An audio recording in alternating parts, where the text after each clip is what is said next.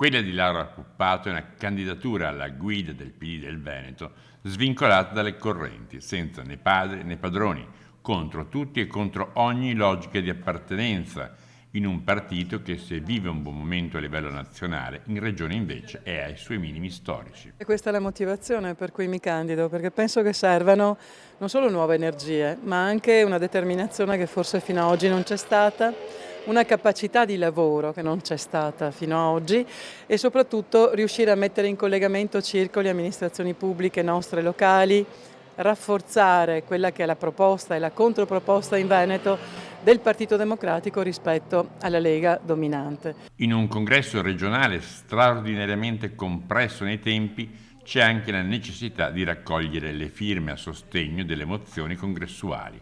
raccolta complessa e su cui gli stessi militanti del PD sono poco informati. Abbiamo una montagna di firme da raccogliere, circa 1200 in Veneto,